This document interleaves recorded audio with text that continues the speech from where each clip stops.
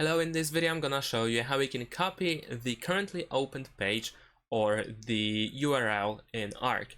There are several ways that allow you to copy the link. In order to do that, you can click on this icon next to the address. So in the center over here you have the web address. On the left side you have this icon which allows you to copy the link. If you click on it, then you will see copied current URL.